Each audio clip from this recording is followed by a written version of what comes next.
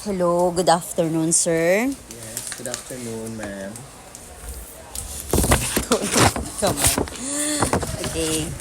So, na-appreciate ko po yung presensya nyo ngayon and your participation in this interview. I would like to know your preferred language po. Is it English, Filipino, or Filipino-English?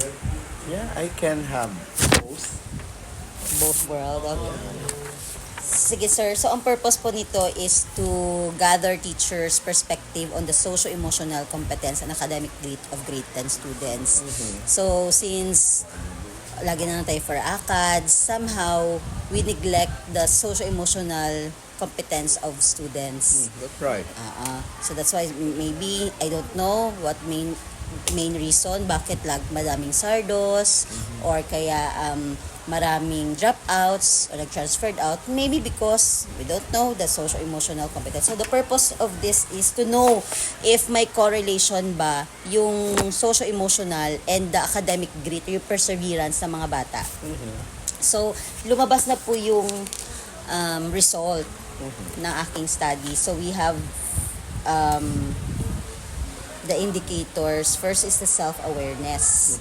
So according po sa survey says students scored high on recognizing their thoughts and actions but lower on organizing when they are irritable. So self-awareness po, more on understanding po ng sarili nila. So the first question po is how well do grade 10 students recognize and express their emotions in the classroom? Paano kaya nila na express or alam ba nila yung mga emotions nila? First and foremost, it started actually to the kind of environment that they are in. Of course, their homes, okay, their peers, the classroom environment as well. I don't mean the literal environment, but how the student interact with each other, with their classmates as well as the teachers. So in the advent of technology today, the student gets easily caught on social media to express their feelings. They rant, they post, expression. Sometimes they attack. It depends on how the students are being affected by the emotions. Among their peers, of course, it reflects on a poor performance in the subject or in the lesson, and they show a little interest or no interest at all, especially in the participation class. Have you observed instances kung saan yung mga bata nagsastruggle to identify or they manage their emotions? Halimbawa sa mga activities mo, paano ba sila mag-share, maghatag sa emotions nila? Paano ito naka-impact sa kanilang interaction with peers? Sometimes emotion kasi, and this is very basic, that emotion is very deceiving. Sometimes it happens or they show in a subtle way until such time that you identify or recognize the red flags, the emotion. Specifically, if they are showing poor or not showing talaga participation in their lessons or in the activities, literally others are sleeping. It seems that they don't they are not interested in the lesson because they are affected by their emotions.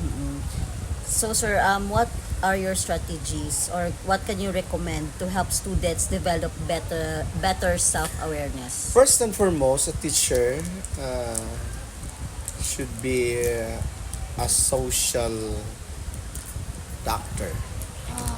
Is or she's not only a teacher by profession but also a a social work, a guidance counselor.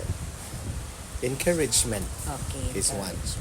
Encouragement, you can use it generally in the class to encourage everyone, or you can call the attention of the student, of a particular student who got this situation or condition, and talk personally.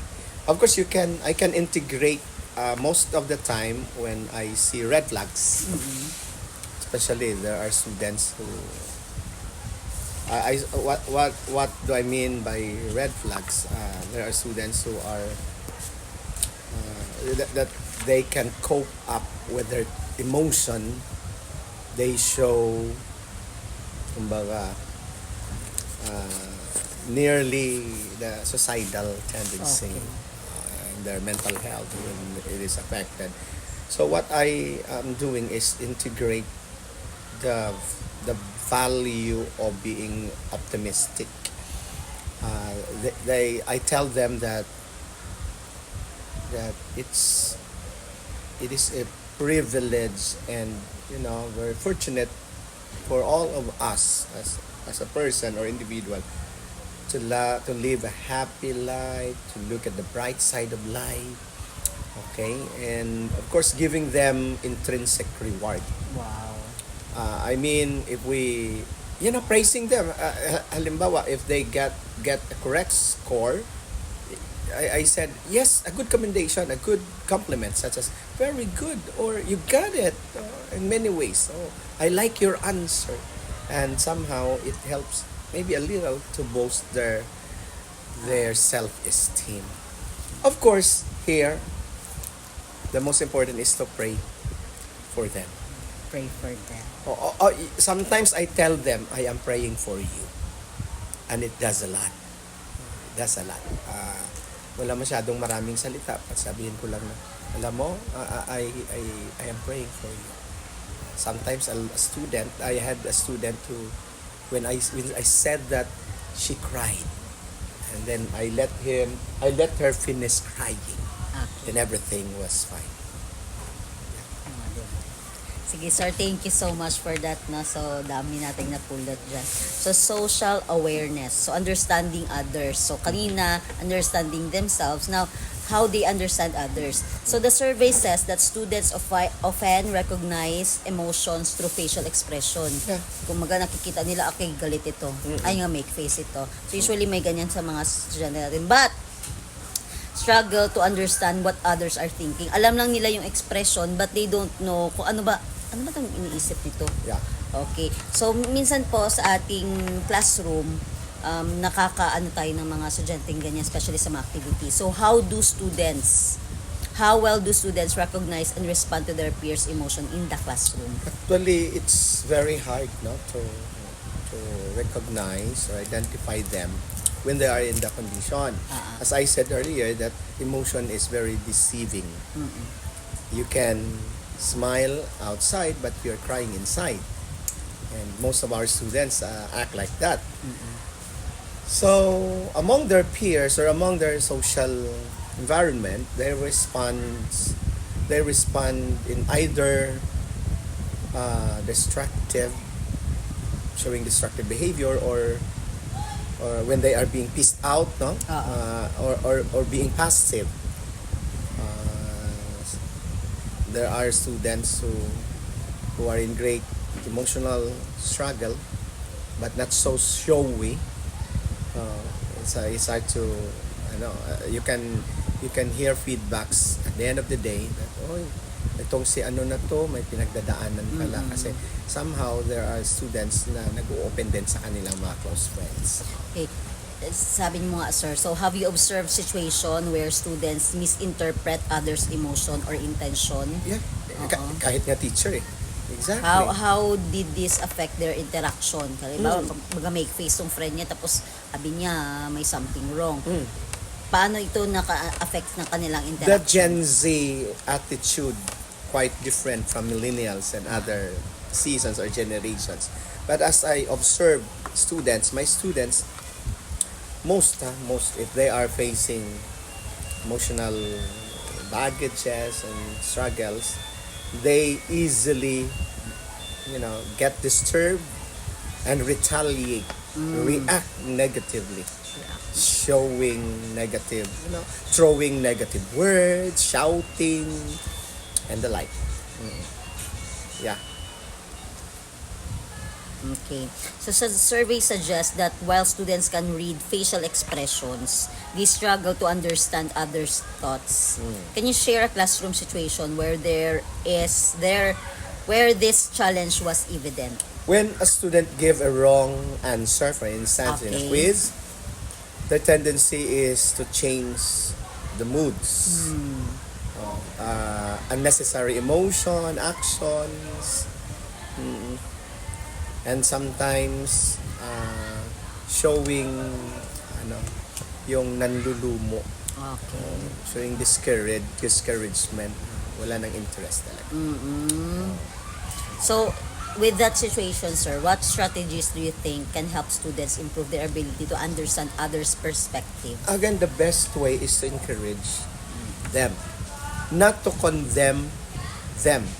We need to investigate as a teacher, social doctor.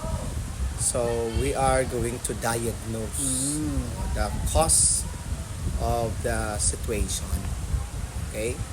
And of course, giving encouragement and assuring him or her that there is always a second chance. Telling them that failure is a part of life. Yeah. If they fail for a certain test, certain situation, they can do another step or another way, another chance. Sige, sir. They Doon can tayo try sa... again. Yeah. Thank you, sir. So, dito tayo sa self-management. How they manage, regulate their emotions and behavior. Okay. So, the survey says that students generally manage stress well. So, they can manage just according sa study. Pero hindi ganun kataas, sir. Nasa 3.69 lang. Hindi siya naga 4.5. But, somehow, ito yung pinakamataas na score nila among sa statements. Somehow, it's okay. But they have difficulty staying calm in unexpected situation. So, ibig sabihin daw hindi sila kalmado, lalo na sa mga unexpected situations. So, how do students typically handle stress in academic and social situations? Sa imo nga perspective, sir. On their own, actually, each person naman, not only the students, but each person in the society have a coping mechanism how to face the challenges in life. They have their own way or strategies in facing such situations. But as I observed in the classroom, I noticed that some of them can't cope up. Okay. Not all, but can't cope up. And mentally, some, especially there are a lot of pressures. Oh my. They cannot endure it.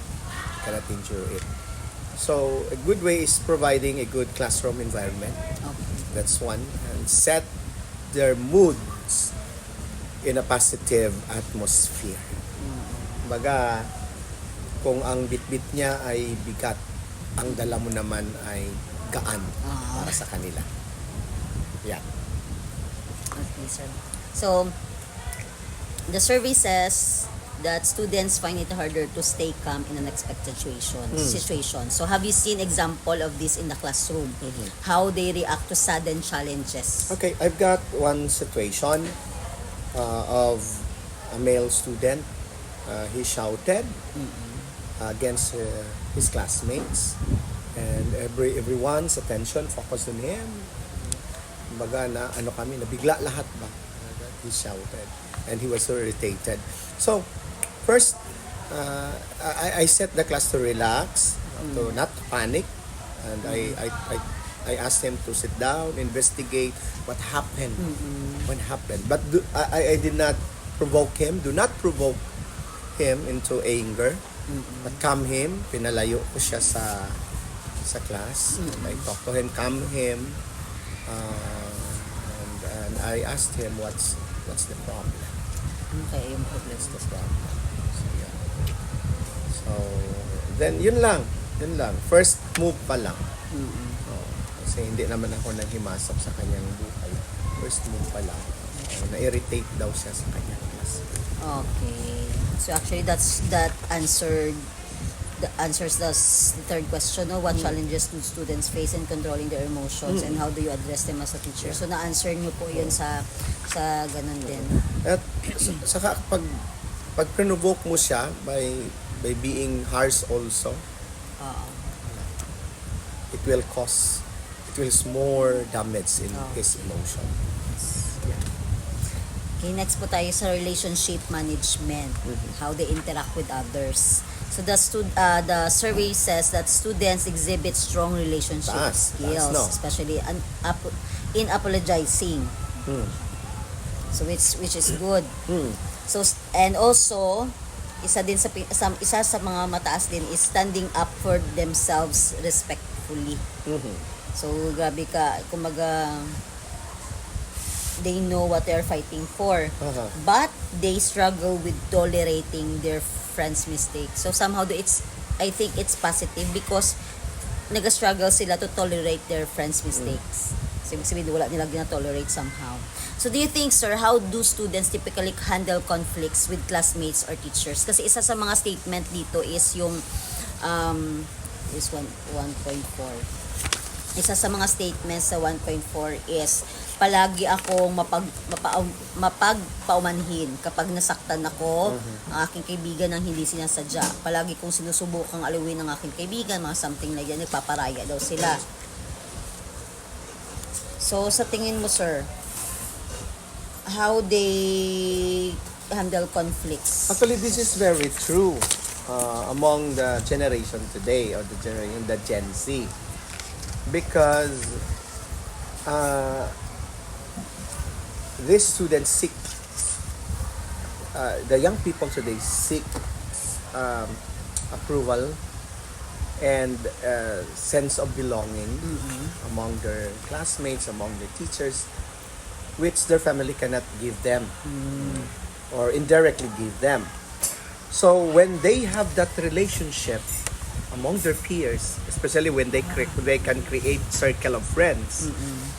So kapag merong mga lapses yung classmate, may pagkakamali, so kailangan mataas yung mataas yung perseverance, tama ba yung term, or mataas yung or makakatolerate sila sa mistake ng kanilang classmate, because once they break it, the emotion or their friendship, it's hard for them to cope up with. Maging parang traidor na tong classmate na to. No, that's why to maintain a good relationship, that's why they need to stretch. And that's exactly what the generation today is doing. Kasi magiging kakampi yan nila eh. Unless otherwise, kung sobra na. Kasi pag sobra na, doon na magsisimula yung division, eventually magkakaroon ng retaliation. So also, sir, the survey suggests that while students readily apologize, they struggle with forgiving mistakes. So have you observed this in your classroom? How does it affect their friendship? So di ba usually may gaway-away magila sa klase? Yeah, among children kasi, they are children eh. Among kids, it's easy for them to forgive. Nature yan ng bata kasi. Nature na yan. Kumbaga, yan ang kaibahan. That's a difference between adults and children. Forgiveness is easier said but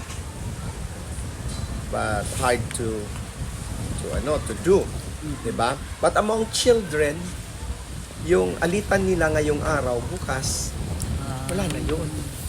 Kasi bata pa yun. In their minds, kailangan nila ng kakampi. In their minds, kailangan nila ng sense of being apart, sense of being belonging, na hindi sila OP kung masira yung relationship. Wala ka bang na-encounter, sir, ng mga childish na mga bata na... Actually, marami. Because it is manifested on their age, manifested on their social aids, psychological aids, ganon. So with that said, sir, na mga so what strategies can help students develop stronger relationship management skills? How they manage to the friendship na intact gyapon? Ano kaya mga strategies na Yeah. makahelp sa ila? Yeah, ang ano to, barkada system eh. Okay. Peer. Kailangan they have to develop the interpersonal Okay. relationship among them. Alam mo naman pag sa classroom talaga may mga ano talaga diyan, merong tinatawag na leader. It's group, no? Pag may grupo-grupo, may mga barkada, mga lalaki, babae, mayroon ding mix. Meron talaga diyan sila tinitingala na, ito parang hero namin to, ito parang leader namin ito, and sometimes they listen. So if you are a teacher at nakikita mo yan, you have to develop that skill of the kid, of a student.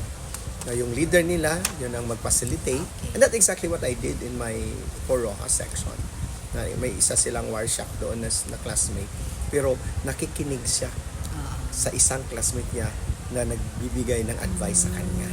Oo, ganon. So you have to develop that skills of, leadership, and in relationship, mapakalma niya yung kanyang classmate. So it helps, no? It helps talaga. Strong relationship. At talagang, ituring mo sila, you have to treat them as your kids. Okay. As well. So next is the responsible decision making. So making thoughtful choices. So according sa study or sa results, students frequently consider the consequences of their decision. Okay? But slightly less likely to follow personal standards when making recommendations. Okay, so nakita natin no nga kino-consider din pala nila in making decisions yung mga consequences. So how do students typically make decisions in academic and social situations? Yeah, you cannot separate eh. These are interconnected with each other. The decision in academics and in their social. Alam mo, yung physical na manifestation dito, yung kopyahan lang eh. Kopyahan Pwede. lang eh. No, Kumbaga ang cheating. Yeah, cheating. The decision making na yes. consider siya. Especially pag nakikita nila, everybody is doing it among my group. So, kumbaga parang ginawa na nila, although it's hindi naman healthy to, no? If they are pursuing good performance in the classroom, na the students that cheats together, pass together. Pero alam mo, strategy yan nila to cope up their social situation. Although, as a teacher, may standard kasi curriculum natin na tayo mga teacher, pero among their peers, as a student, ginagawa nila yan. It's a part of their social, what we call this, social, yung pagtutulungan, social aid o social help nila sa bawat isa. Have you observed students making impulsive choices? Yeah, mainly. What were the outcomes? So pwede siya sir academically or pwede man siya sa mga social situations yun ang mga impulsive choices. Pag ganito naman, observable naman talaga hindi maganda yung outcomes. Hindi maganda talaga.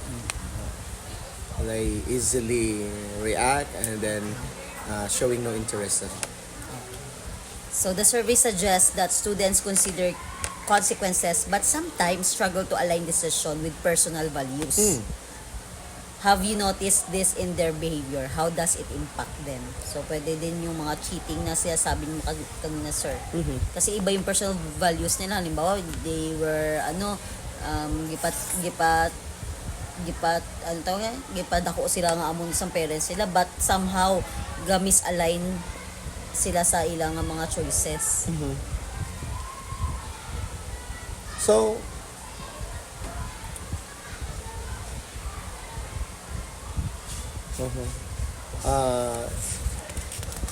the question is, have you noticed this in their behavior?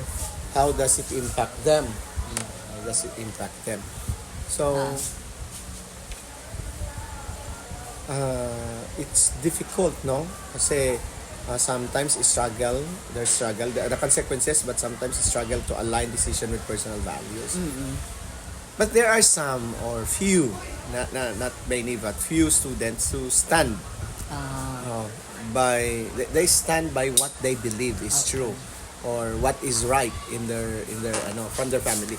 Kasi in our society today, lalo na sa generation nila, morality seems to become parang wala nang absolute morality kasi what is right to you may not right to me, and what is right to me may not right to you, or the way we look at the things, especially the things that we value.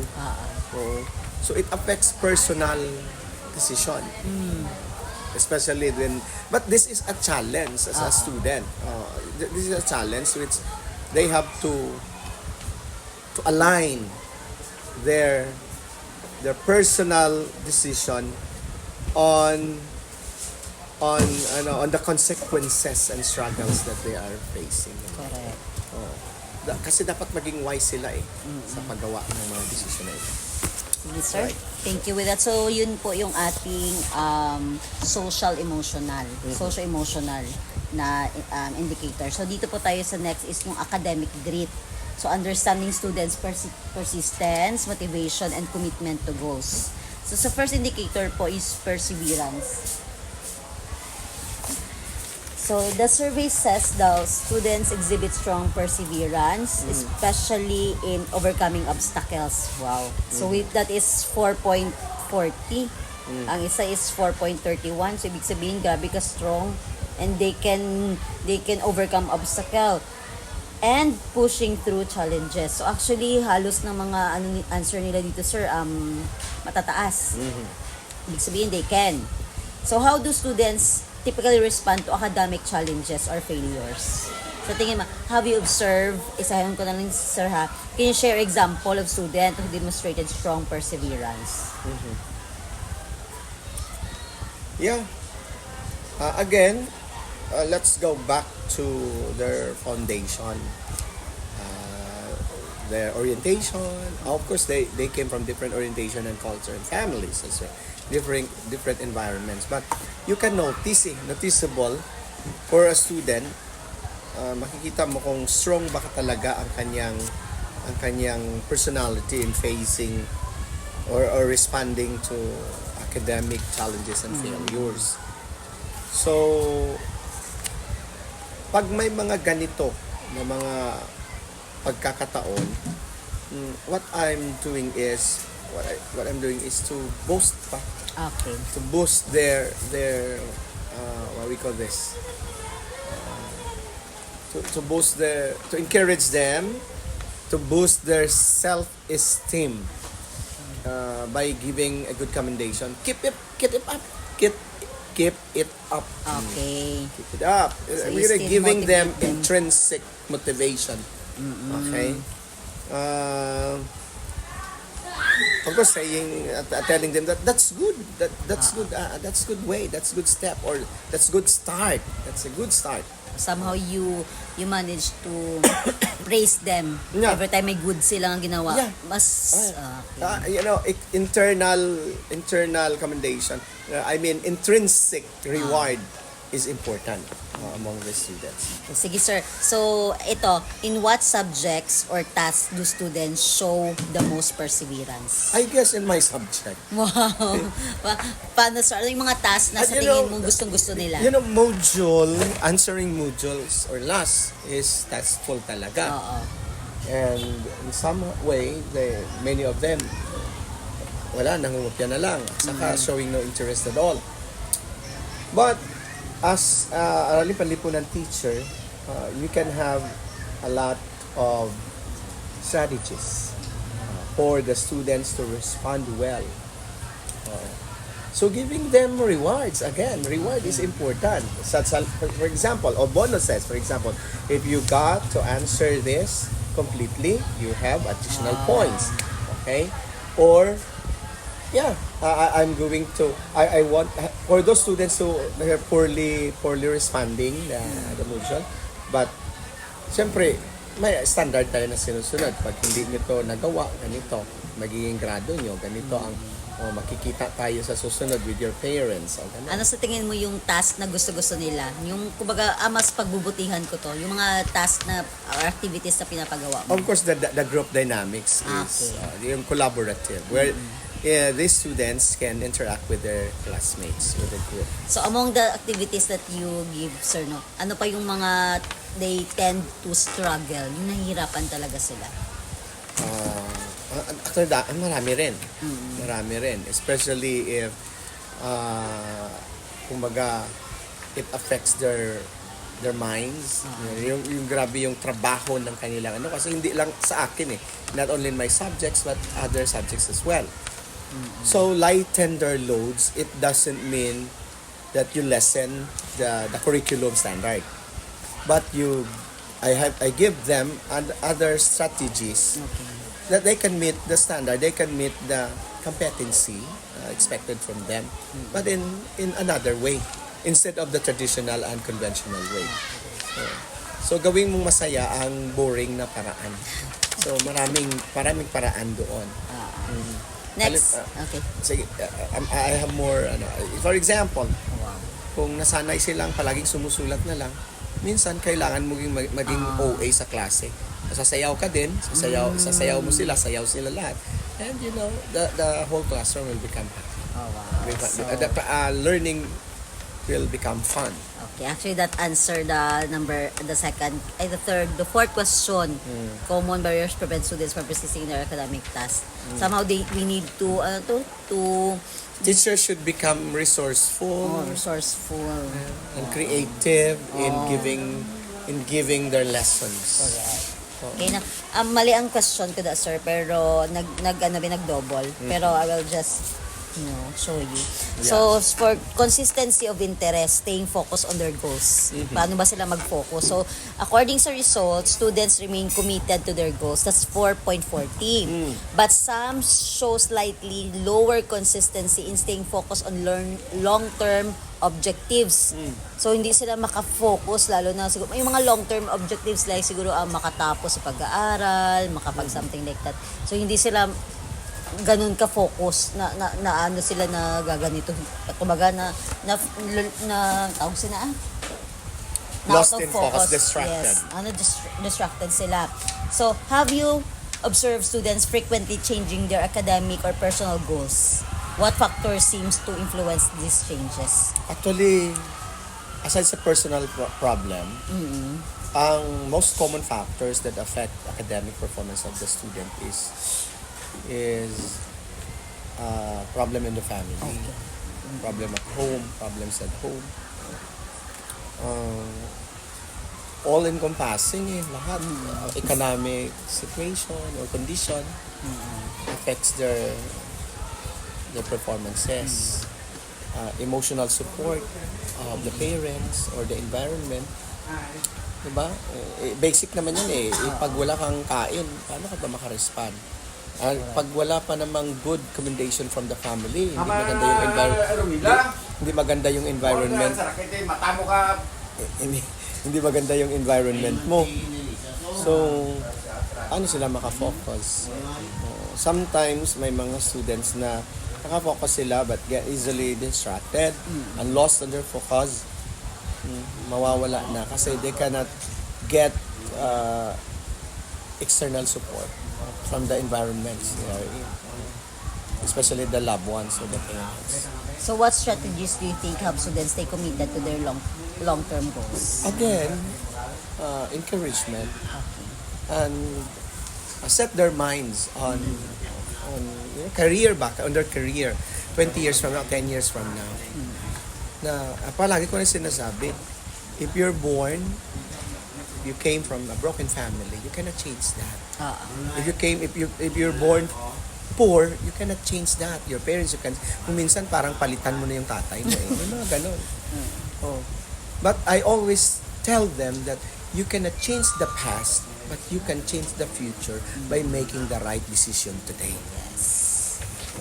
So pag ma-realize at ma-internalize yan ng bata, na siya pala ang pwedeng maging source ng magandang future, it will motivate him to pursue no matter what, to endure no matter what. Of course, isama na natin ang spiritual aspect dito. Na along with your struggles, hindi siya pababayaan ng God. kasi palagi ko sinasabi, if you have a plans, God has a plans for you, and His plans is for you to prosper and not to harm you, for you to give a bright future. If it is inculcated in the minds of a child, of a kid, kahit ano pa mga challenges, magsisikapan niya yan. Hindi yaman makuha 100%, at least may tataguyod niya in the future.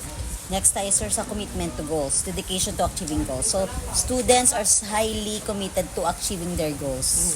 But some may shift focus when faced with more appealing options. Alam mo, options natin sa ila. So, do you think, sir, how students balance short-term struggles with their long-term academic personal goals? Focus. Okay. Focus on your dream. Focus on your future. Ano usually yung mga short-term struggles na nararanasan nila? Actually, yun na. Yung for academic. Normal yan. Kaya sinasabi ko palagi sa mga estudyante, kaya I always tell them that kung may mga failures, kung mga nadapa ka, ganon, may mga failures ka, may mga ano, bangon lang, kasama yan sa paglaki. Ang goal mo, lalaki ka. Lalaki ka. Ang goal mo is the future. And focus ka doon. Dapat, kasi ito yun, nabasa ko to mas lalong mahirap ang batang mahirap na walang pangarap. So dapat mangarap ka pa rin. Kahit hindi mo pa maabot-abot ngayon, that is just temporary. Oo. So focus is one. Focus and work on that. Next is, the survey indicates that students sometimes shift priorities when more appealing opportunities arise. So have you seen this happen? What do you think that contributes to this? So pwede siya sa ACADS or personal ano nila? That's why kailangan dito yung career, Okay. guidance. Pero as a teacher, we can lead them, we can guide them. No, connecting. There is a relationship in the previous question to this, the answer of this.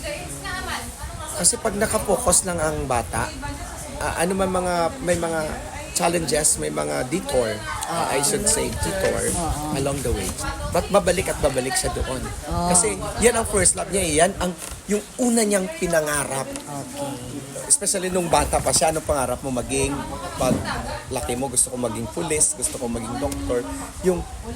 Nung nagkaroon siya ng pag-unawa, sense of perception and accountability, the dream started on her.